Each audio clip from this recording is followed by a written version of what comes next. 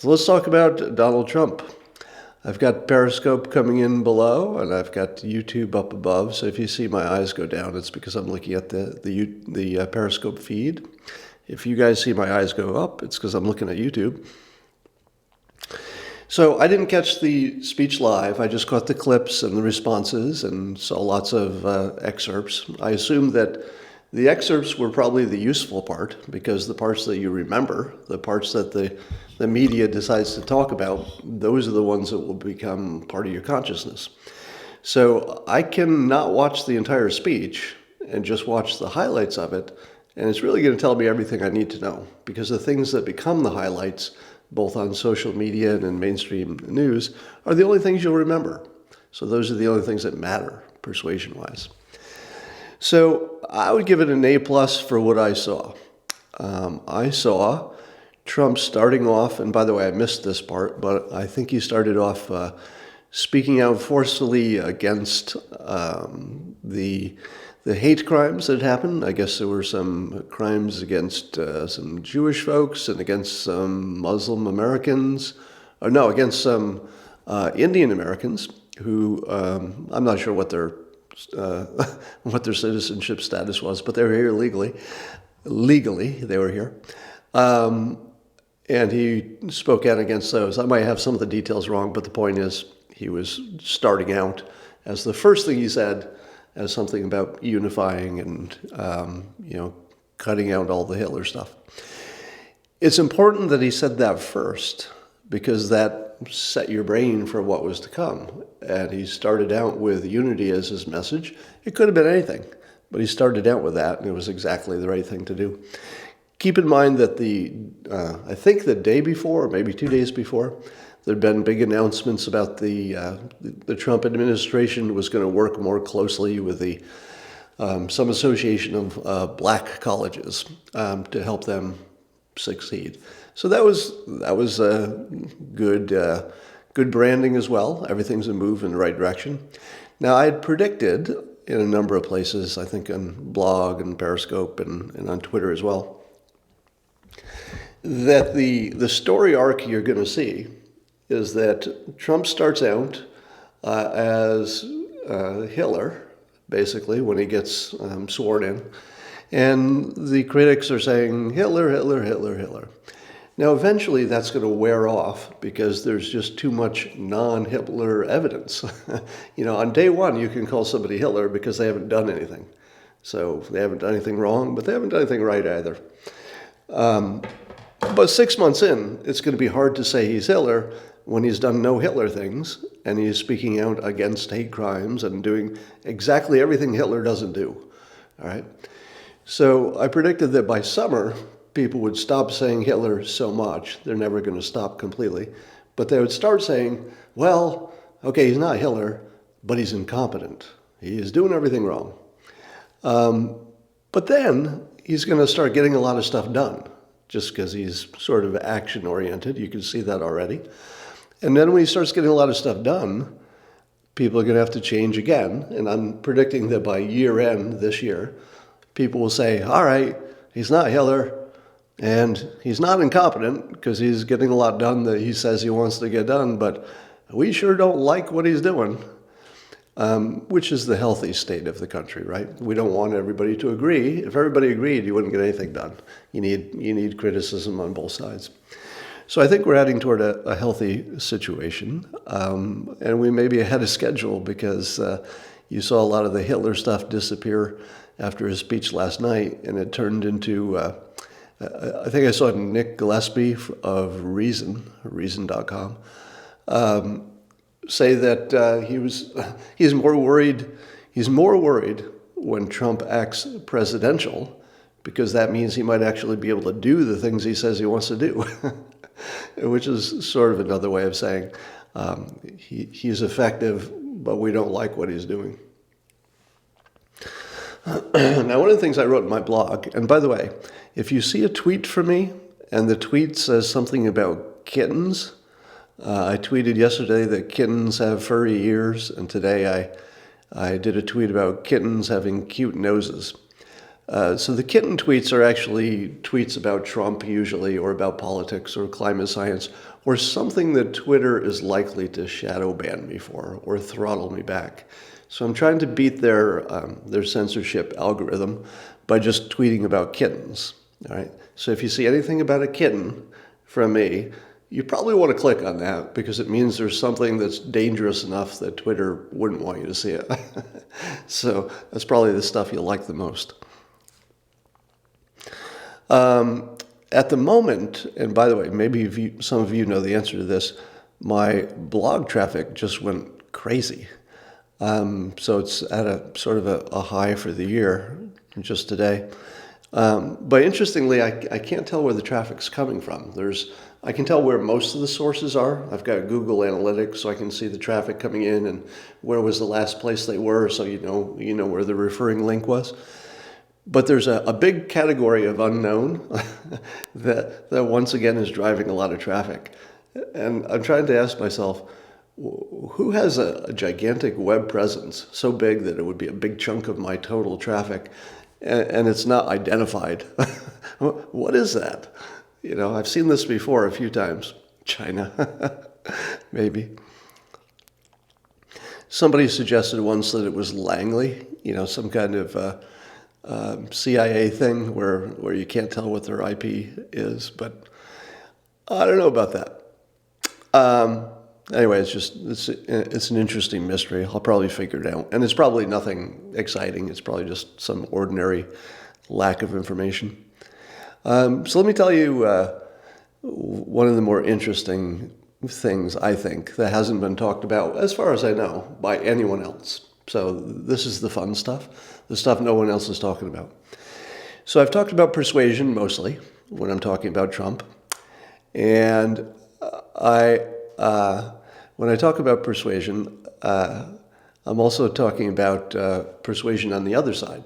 All right, so the Clinton team started with the word dark back in the summer of last year. And that looked to me like a professionally designed persuasion word, because everything he said, you could tell yourself, well, if you were a critic, you could tell yourself, well, that seemed a little dark. So the word just sort of worked for everything to sort of vacuum up every single thing he said into this one big ball of darkness, because we don't like darkness. Darkness scares us.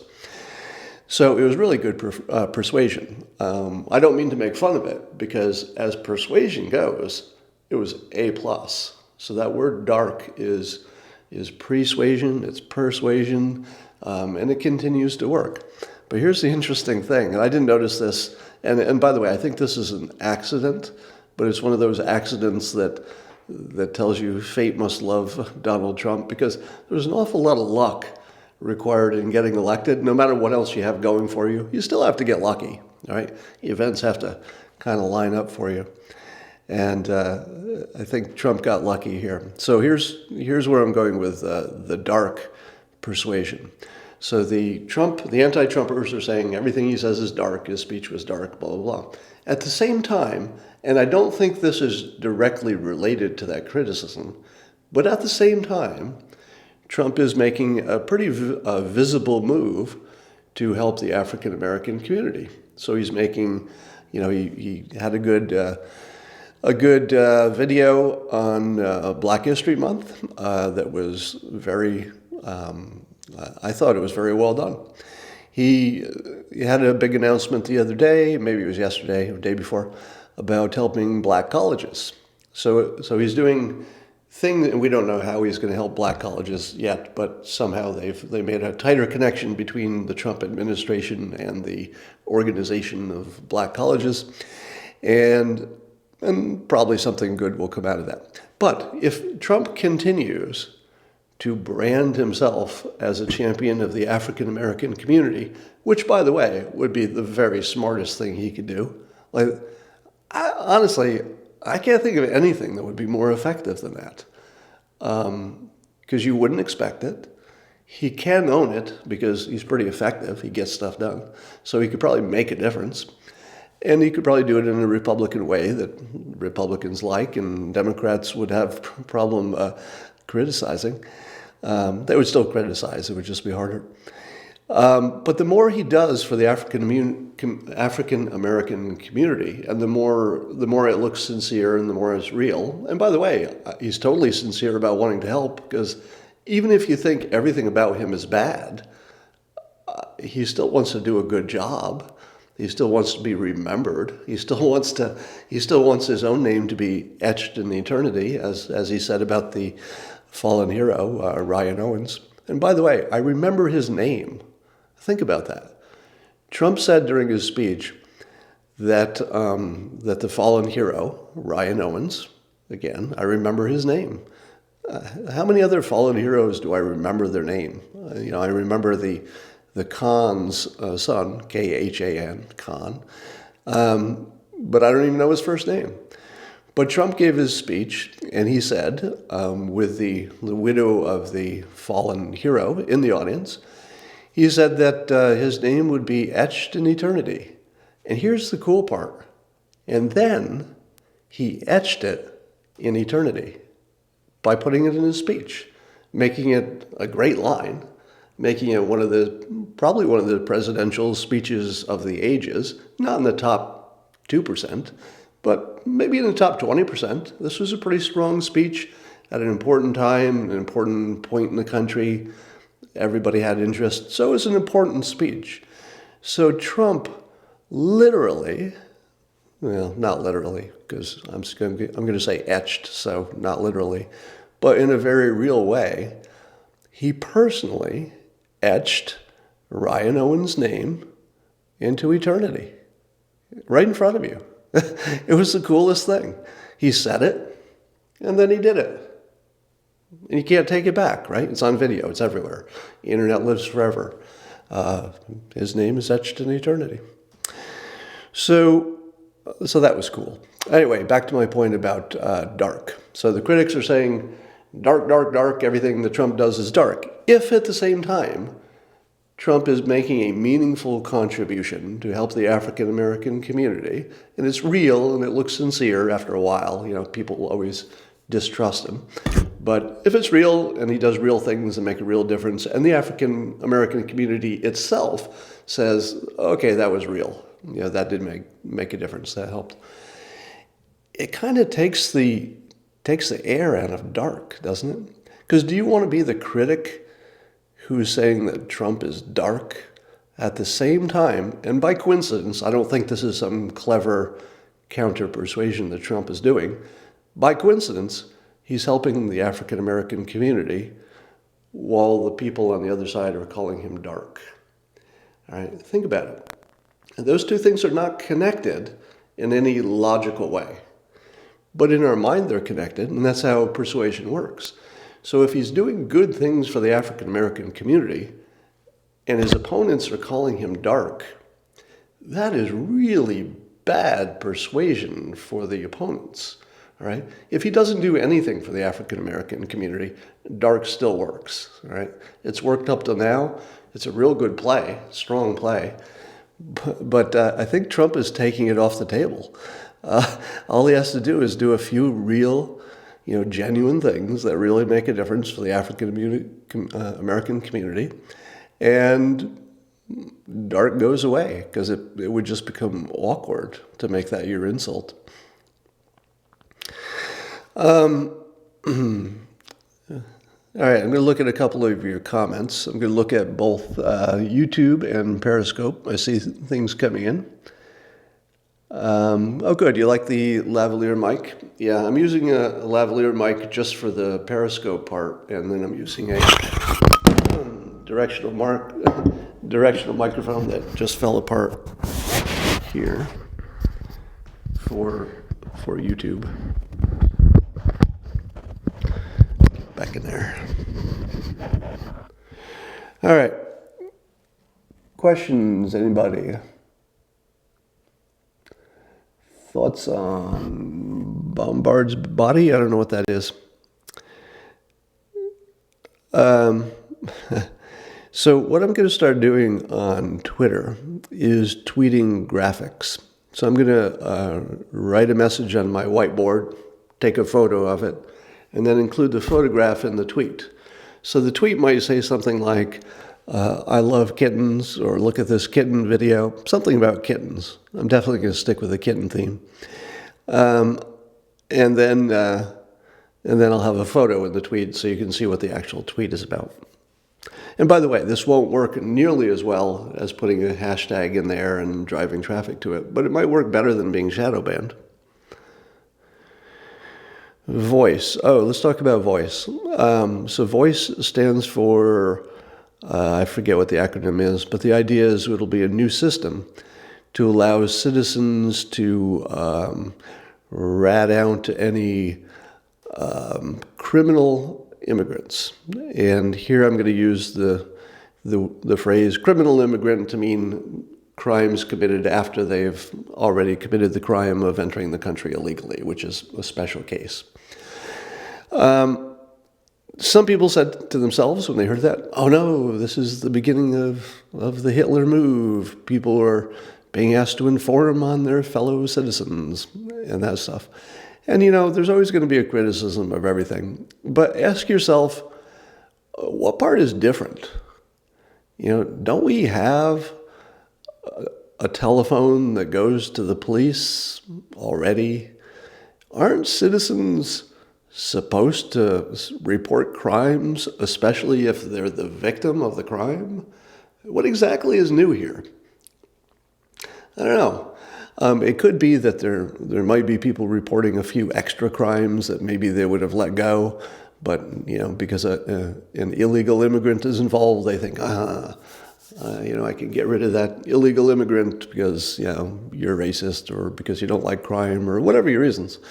So you might have more people getting attention and deported because of this voluntary reporting system. But if you ask yourself how different it really is, if you're a victim of a crime, aren't you going to tell the police anyway? I'm not entirely sure the functional difference. But if you're imagining that the world has become a police state because citizens can now directly contact the government and rat down a fellow citizen for committing a crime against them, they're actually the victim of the crime. If you're telling me that's new, I'm going to say, have you heard of the telephone? It's awesome. You can call the police. You can call 911. And probably if you're a victim of a crime, that's a good idea. So, there'll be a lot of excitement over this system, but I doubt it's going to make much difference. All right, let's see what other comments you got. It's like a propaganda office. Yeah, maybe. Keep in mind that in the world of persuasion, there's the facts and the reason and the logic, which don't make much difference to anything. Those are the inert parts of persuasion, the parts that don't make any difference. They're just sort of a carrier. The parts that make a difference is what you spend your time thinking about and what it's associated with. And if you spend more time thinking about the idea, hey, I can call and report an illegal immigrant for a crime, that might make a difference. It might make a difference in the psychology of the country. It might make a difference in how you act. So the psychology is pretty important. There was a media story about Ryan's dad. I don't know anything about that. Did you cry during Trump's speech? Actually, yes, because the part I saw first, I didn't watch the whole speech. I saw just the different clips. But the first clip I saw, I woke up early this morning, and the first clip I watched was about Ryan Owens. And it was hard, if you didn't tear up when you're watching that, you're not human. Did Ivanka cry? Well, yeah, I don't know. Probably.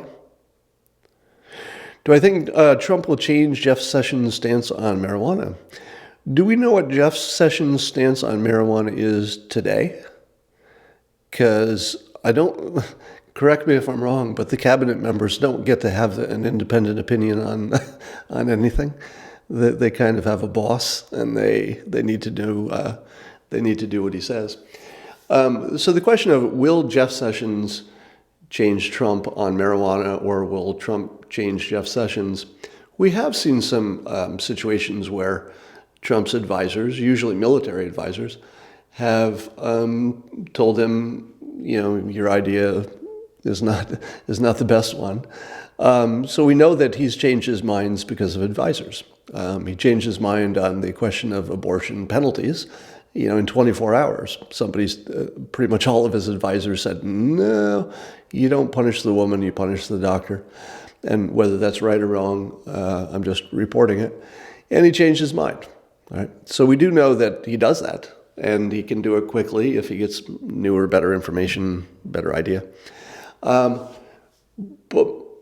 I think you have here an opportunity for Trump to make just a huge hole in the critics on the other side.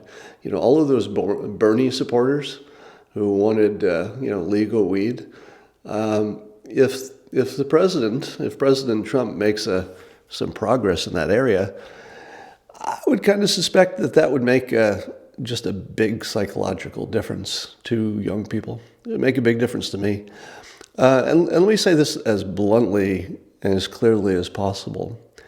If the Trump administration goes after marijuana and they decide to, become hardcore, let's say harder than Obama was going after them, because in the end he wasn't.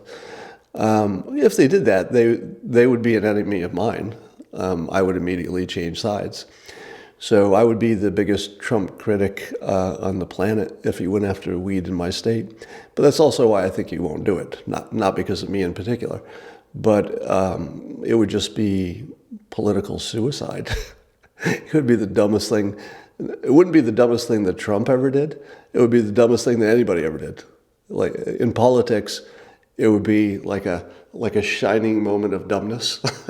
If the federal government, especially a Republican, especially in this climate in 2017, when individual states are making it illegal, for the federal government, a Republican federal government who believes in letting the states make their own laws unless it's absolutely necessary or it's part of the federal government's charter, for them to go after the states for laws that the states have legally passed within their own laws is, first of all, almost unimaginable.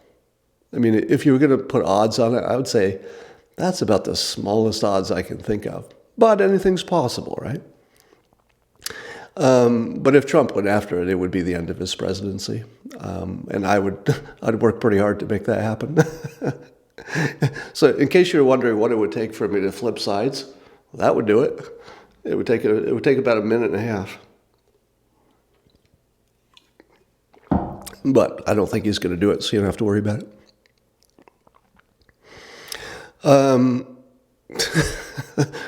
There's a question on Periscope. Will the Bible need a new chapter called Trump? Okay. I'm not going to answer that question, but I think it's a funny question. What happened to Amazon? I don't know. It's a good question. It affected a lot of stuff. All right. We've got, looks like we've got a new record crowd size today, folks.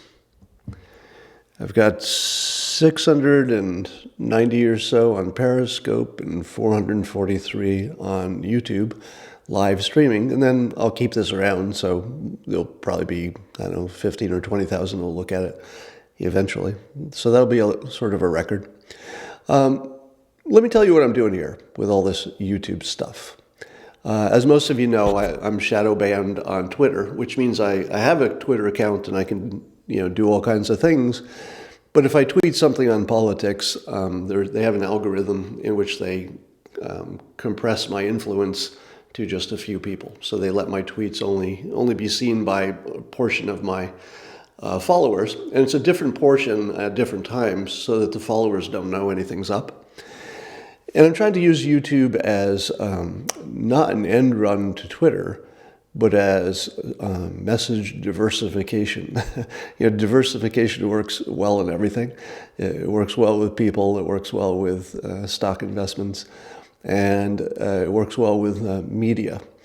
So I'm going to use as many media channels as I can until one of them figures out that my audience is big enough that they make a lot of ad revenue, and maybe they ought to let me just say what I want to say. So we'll figure out which platform works best for the kinds of stuff I do. And as I said, I hope you're following along and watching the process of this, the system I'm using, because I'm not just trying to build these platforms out. I'm trying to learn how to do it as I'm going. So I'm learning a lot about YouTube and what it can and can't do, what it's good for, which technology works, which kinds of software are good for streaming and connecting cameras to different services. So I'm going pretty deep into both the technology as well as the business models in both of them.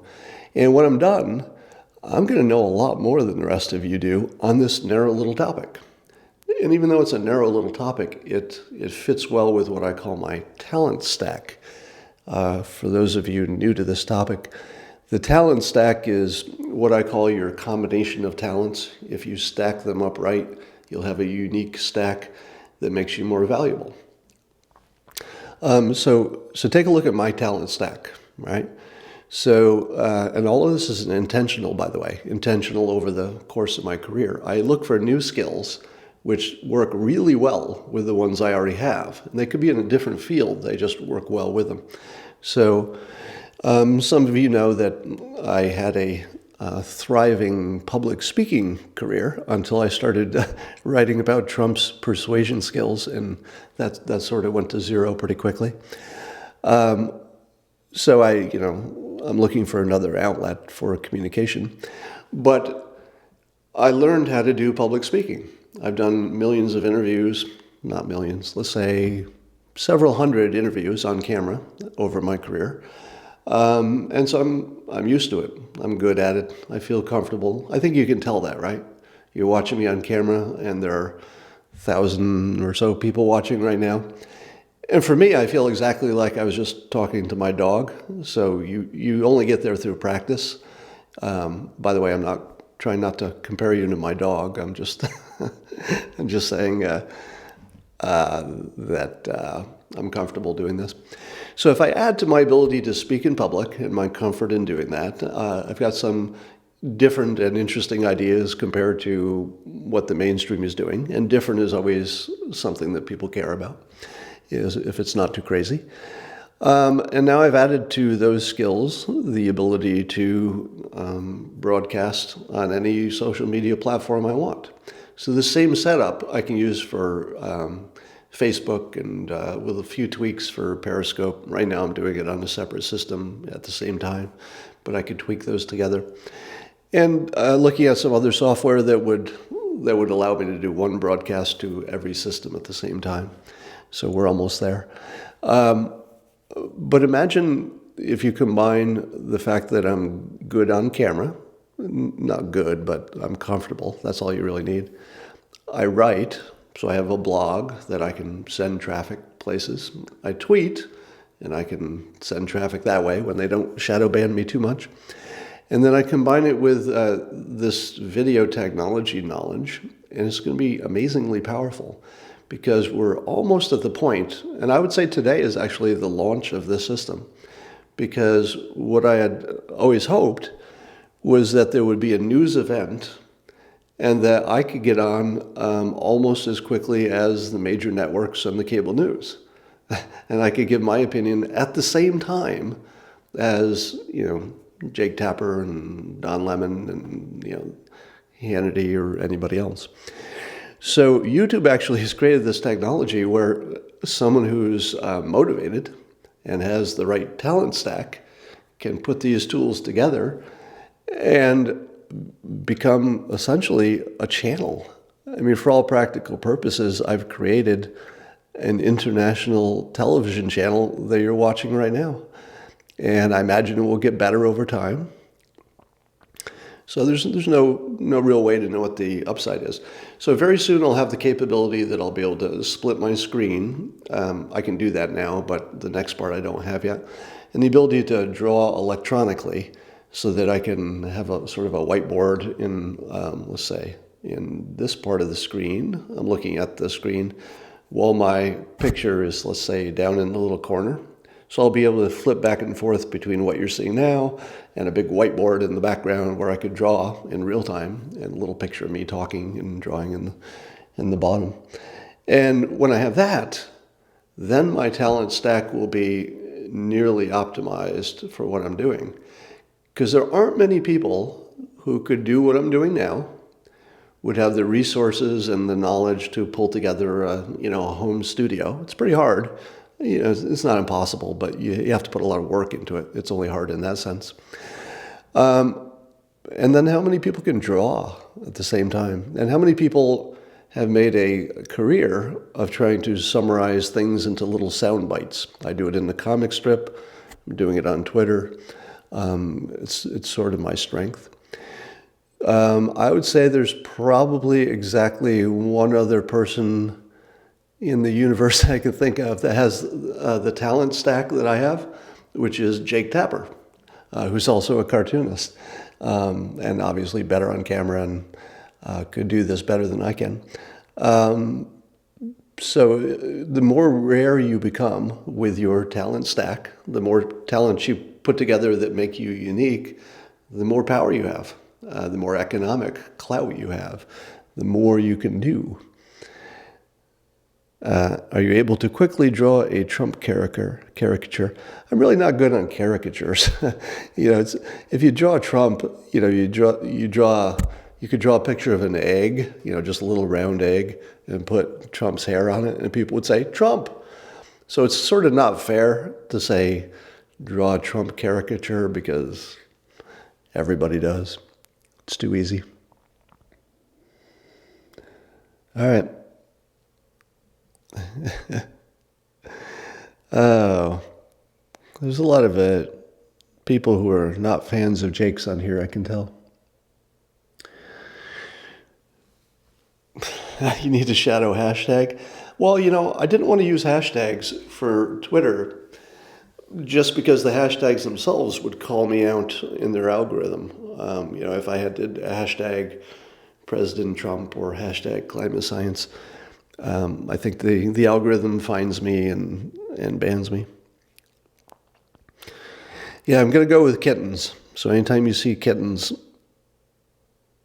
what's funny is if Twitter starts banning kittens, or its algorithm figures out that kittens are the code word for political speech that they don't like, they will have to ban kittens on Twitter, and that would be funny. All right. Today was the first time I saw one of your climate science tweets. Yeah, that probably was the one where I mentioned the kittens. All right, let's see what questions we've got here. Yeah, if you didn't see my tweet about Bill Nye, the science guy, that's worth watching because it's a link to a video of Tucker Carlson interviewing Bill Nye, the science guy. Now, Bill Nye, the science guy, doesn't bill himself as a scientist. Now, he gets a lot of criticism because people say, hey, you're not really a scientist. But he doesn't pretend to be. He's more of a proponent of science. And in my opinion, the fact that he's an engineer and a proponent of science actually makes his case better. Because a scientist promoting science looks a little too much like, hey, I'm special.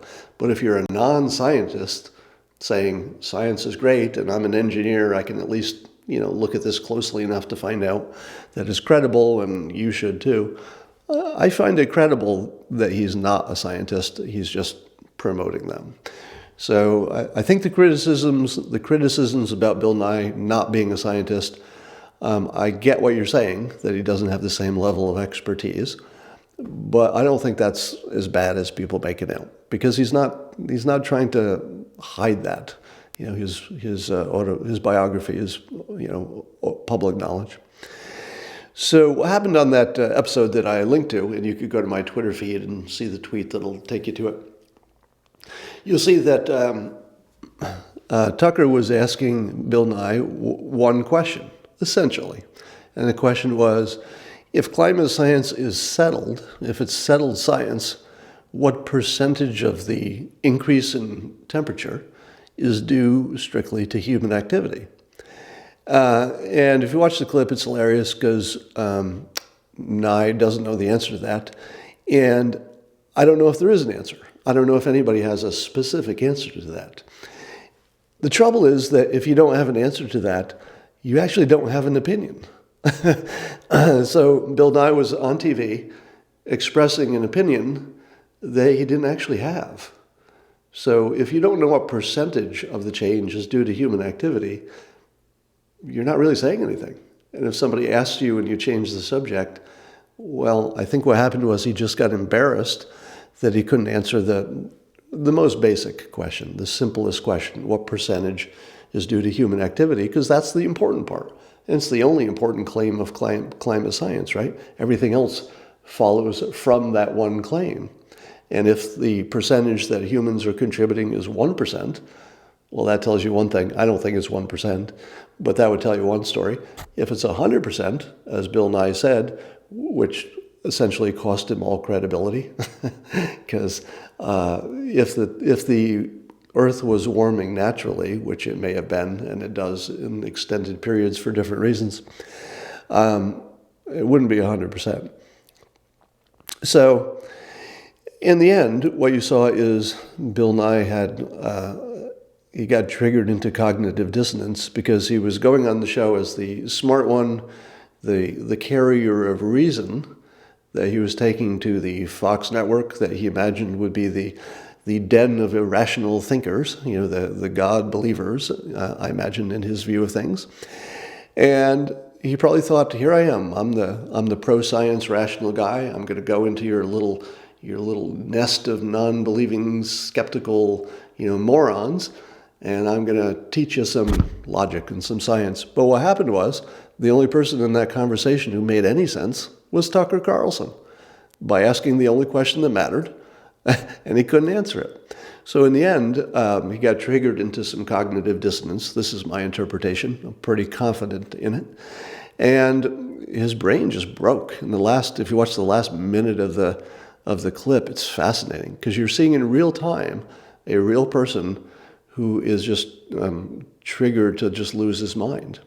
And the trigger here is that he believed he was going in as the source of rational, logic, scientific, factual thinking. And Tucker convinced the world and him at the same time that he was nothing of the sort, because the only data that mattered he didn't know. What percentage is caused by humans.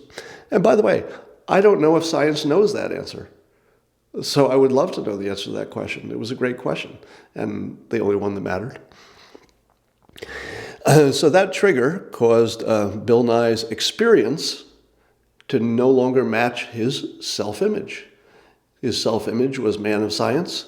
The experience was he clearly didn't know science about the very topic he had agreed to go on television to talk about. Now, when that happens, and there's such a big disconnect between your self-image and your actual experience of what you're doing at the moment, that's the trigger for cognitive dissonance.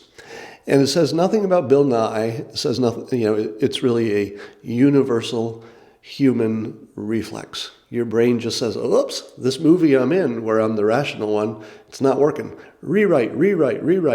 And it spontaneously creates a hallucination.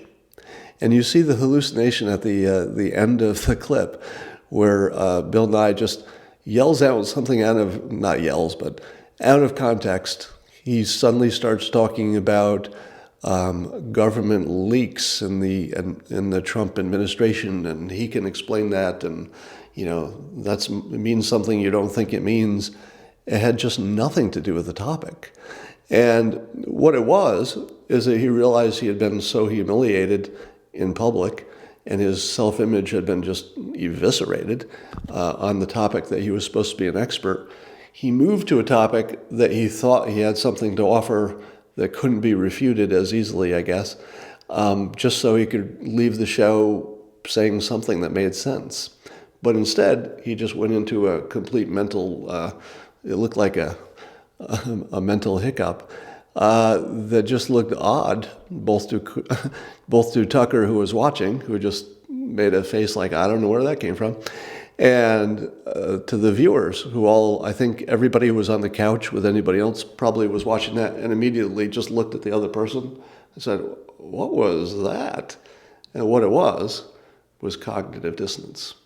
He actually was spontaneously escaping from his mental model to a safer one. It was a beautiful thing, somebody's saying here on Periscope. No scientist ever said science is settled. Yeah, that's a strong statement for science, isn't it? But I would support that statement as in some contexts. Obviously, some things are not settled. And obviously, science is always crawling toward the truth, and things that seem settled become unsettled lately. But I think settled is a good enough explanation for some things, right? Not even gravity is settled. Well, yeah, but gravity, did anybody ever say gravity was settled? I don't think they did.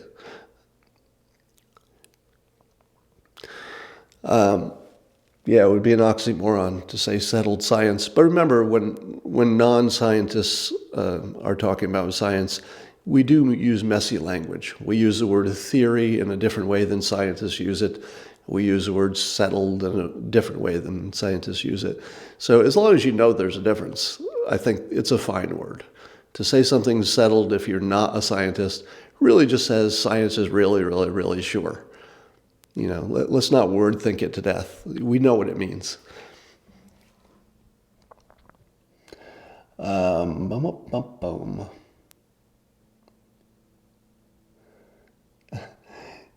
Yeah, Bill Nye said he loved Tucker Carlson more than life itself. It was a strange thing to say. But I actually think he probably was a fan of Tucker Carlson's before the show, maybe not so much now. And that makes sense because, you could love or hate Tucker, but rarely does he say anything that doesn't make sense. You'll see that with a lot of the hosts. You'll see something come out of their mouth that you just go, what? I'm not talking about something you disagree with. I'm not talking about an opinion he has that you don't hold. I'm just talking about, did it make any sense? And Tucker is probably, I'm doing a mental catalog of other, people doing that kind of job. He's probably right at the top of the rational thinkers who have that kind of job, in my opinion. And again, I'm not saying I agree with everything he says. That's not the point. The point is that even when I disagree with him, I listen to what he has to say and I go, not bad. Yeah, I can see that point of view.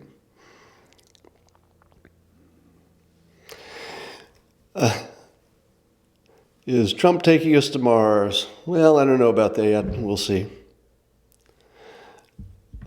All right, I think I'm going to shut down this and get back to some other work.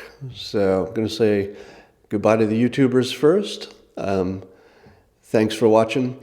If you can, please share the link to my YouTube videos. The shortened link is on my Twitter page. Go to Scott Adams Says, and you'll see it there up in the profile. All right, thanks everybody. See you.